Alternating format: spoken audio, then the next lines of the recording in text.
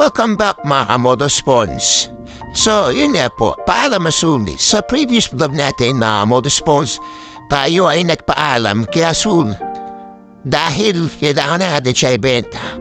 At para sa kanyang panibagong amo. So, yun nga po, may mga pagkakataon na darating na telegram, kailangan nating i-keep up ang isang bagay. Pero ganoon pa man din, nagservisyo naman ng husto yan. Apa long ride, mapa short ride, apa siraan, mapa bagyo, makasama kami ang motor niyan. So muli, sa iyo Asul, maraming salamat sa halahala. So kung merong aalis, siyempre, meron din darating na panibago. Tara, mga Motorspawns, samahan ninyo ko kung ano ang aking panibagong alakyang motor.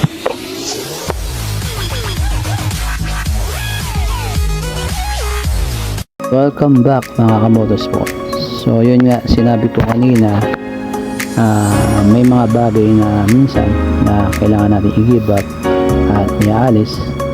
So balit meron ding darating na panibago.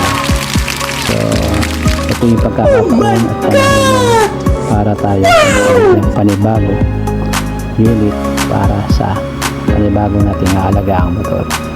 So ito nga, ipapakilala ko sa inyo ang aking bagong alagang motor, pero wala pang pangalan. Baka meron kayong gustong magandang ipangalan, please just comment below kung anong magandang pangalan natin dito sa ating bagong unit, ang Honda Click version 3. So mga Motorspawns, paki-comment na lang sa baba kung ano yung pwede nyo i-suggest na pangalan natin dito sa Honda Click version 3 na kulay pula.